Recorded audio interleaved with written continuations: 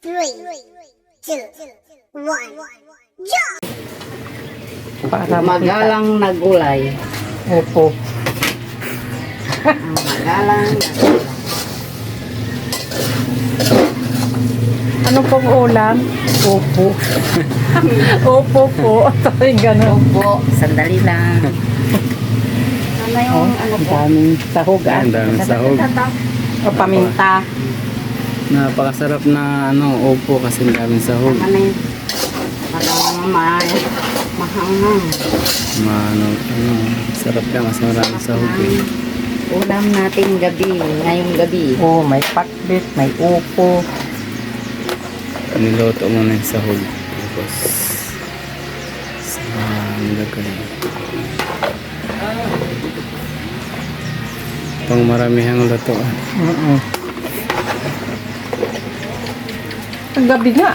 Halos ang Pang adobo. buong barangay. Halos walang matira, no? Ang barangay. Pang buong barangay na luto. Kaso walang natitira. Okay lang yun, walang natira. Maganda nga yun. Walang natira. Bawal daw po magtira. Bawal magtira. Kaya dapat po kainin lahat. Ito rin, mapupuno din. Yan, mamaya magsabaw pa yan. Bawal daw magtira.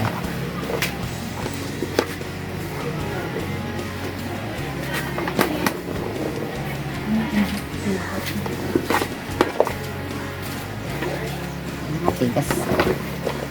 Kasi ano na yung iba, no? Parang nagumulang na. No? Magkulong na po yung iba.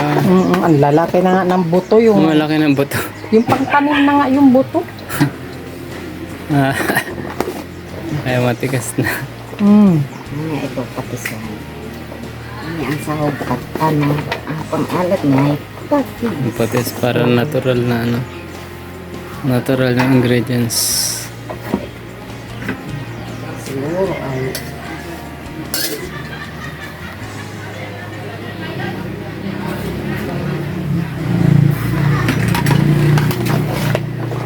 yun.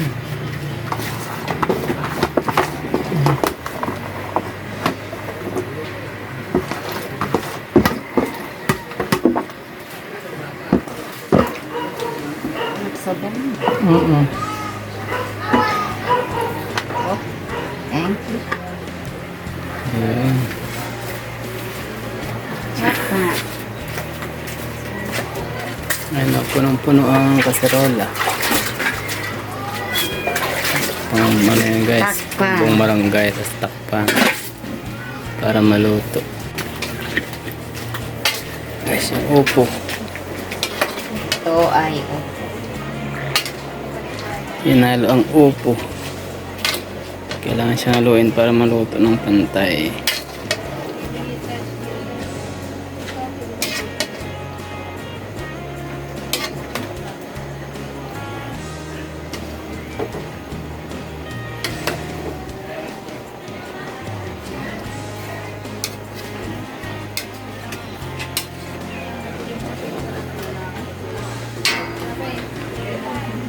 ang sarili niya.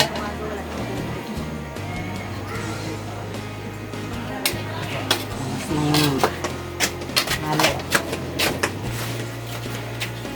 Ang bilis pa doon. Namin magkape yung gatang anong sarap. Takot pa. Takpan ulit para maluto. Doon yung binataan namin. Takpan ulit para maluto siya guys. Finished product. Tuling. Di kaya. Yung Yung tulingan. Pinainit.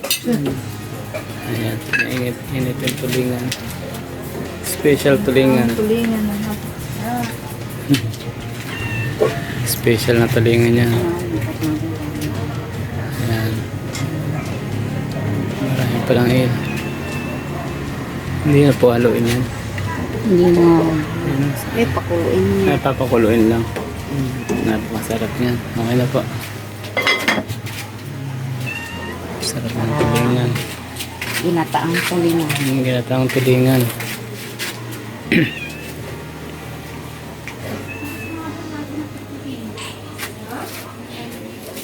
Tulingan.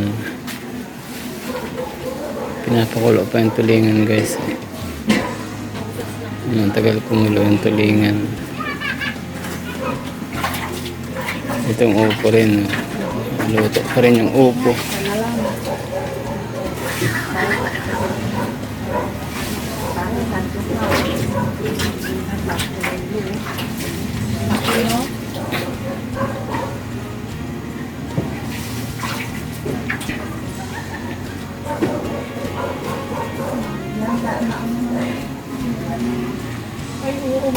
Di pa bumaba po eh. Ayun, di ba Di mga pa bumaba. Pag bumaba na yan, maluto na. Pag mababa na daw na siya dahil siya mababa. Oh, Kumukulo na yung ginata. parang kumukulo na.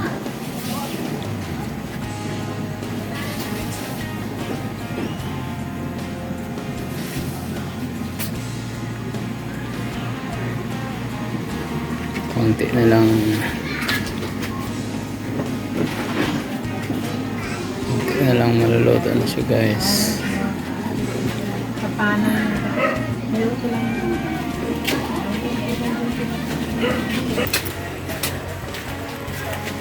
Sarap. Yan, sarap na. Lumabas na Ayan, bumaba na yung ano. tubig. Bumaba Sarili na. niyang sabaw. Nagsabaw na siya. Kasi naluto na yung ano niya. Naluto na yung upo ka, nagsabaw. Ayun, bumaba na siya guys.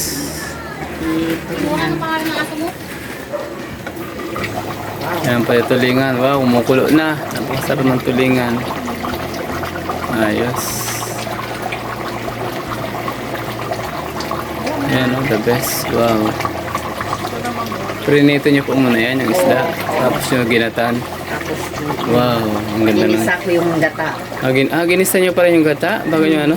Bago yung lagay. Bago nilagay, wow. Yung ganito. Ayun, parang Tapos dinagdagan niyo po ng tubig din. hindi, yun na yung Ayun na sarili po yung, niyang gata. yung gata niya na po yung, yung tubig niyan. Oo. Ah, ginisa niyo pa rin pala yung ano, niluto niyo pa rin pala yung gata. Ang galing. Kaya napakasarap po niya, natikong ito hapon. Ang galing. Para na siyang salmon, ay sardinas. Mga sardinas, ang galing. Yung pala ang teknik.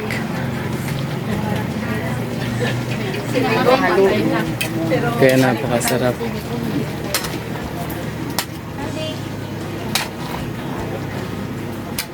Saan niyo po natutunan yung ganong sa tulingan? Sa lola ko. Ibig sabihin, mag-andin po yung lola niyo. Yung Sa lola ko sa krami. magaling din po magluto. Oo. Ah, May nagluluto ng tulingan yun. Parang Ay, sardinas ang luto. siya po ang tagaluto sa krami. Kasi maraming pinapakain. Kaya nagmana pala sa kanya. Nakuha niya yung mga teknik. Kung pag ginatang tulingan na, iprito muna yung isda. Iprito mo na, pasarapin muna. Ang galing. Tapos mag Lutuin din iwan po yun. ng bawang, sibuyas, luya. Tapos igigisa. Gigisa po yung ano. Ang galing, kaya napakasarap naman. Tapos lumambot ng gusto. Kuluin ng gata. Tsaka po ilagay yung ano, yung isda. Iuli po yung kakang gata. Ay, uli yung Pakuloy mo na yung kakang gata. pangalawang Ay, yung gata. pangalawang gata. Ah, Ilagay doon. Pag lumambot na yun, lagay na saka yung ano po, kakang gata. Ayun, yung magpapasarap. Yung kakang gata. Ayos. Ang galing yung palang teknik. Hindi ko na tatakpan para hindi magtutubig lang. Kasi ano pong ano nyo yung pampalasa sa ano, tulingan. Nalagay nyo lang po ng asin. Asin. Ayun lang po nagpalasa yung asin. Asin at saka yung may sili. Sili. Pero yung panglasa po asin lang. Asin. Hindi po siya patis. Hindi. Yung dito po sa upo. Lagyan ko ng konting Patis na yung lagay nyo lang din. Ang galing natural siya. pares na ng kumulot. Huwag naman. Parehas na kumukulo na.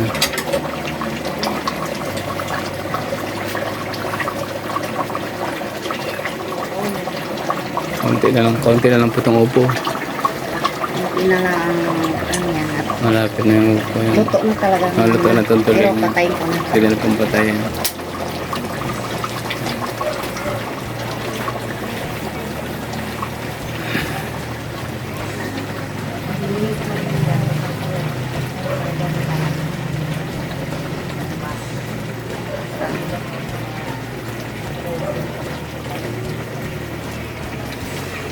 Mahina lang po yung apoy na.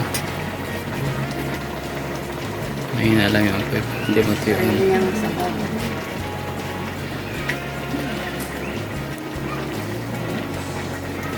Ang galing na, hindi na po pala naglalagay ng mga sabaw-sabaw na. Sarili niyang sabaw. Sarili na. Pati yung pinakbit kanina, sarili niya rin. Kaunti lang nalagay yung tinga. Yung pinaglagaan. Galing. Kaya sumasarap siya lalo. Pero pag nilagay niyo po ng ano kasi, ng tubig, hindi na masarap eh. Oo. Iba rin yung sarili niyang ano eh. Sarili niyang sabaw. Sarili niyang sabaw talaga. Patayin. Yan, luto na yan.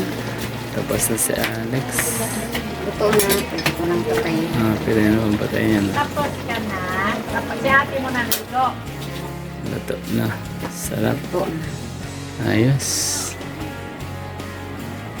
Pwede nang ano. Luto pa eh. Pwede na i-serve. Wow.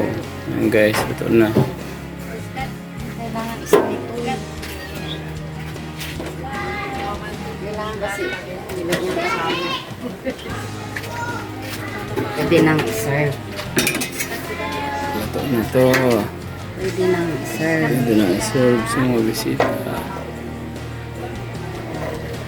Sa gilid na lang, wag sa gitna.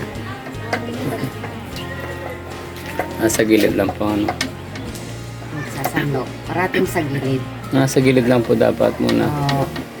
Hmm. Kasi sabi ng matatanda, pag sinandok mo sa gitna, bastos daw. Okay. Ayun, ganun ang ano. Kaya kailangan mo parati sa gilid. Yung pang kasabihan noon. Oo. Okay. E pag sa kanin po, sa gilid din. Sa gilid din. Ayun, kasi ang pangit tignan. Minsan sa bahay, sa gitna sila nagsisimula. Gilid. Yung mga bata sa gitna, ang pangit tignan tuloy. Parang may balon. Yan pala ang teknik. Sa gilid muna ako sabihan ng matatanda.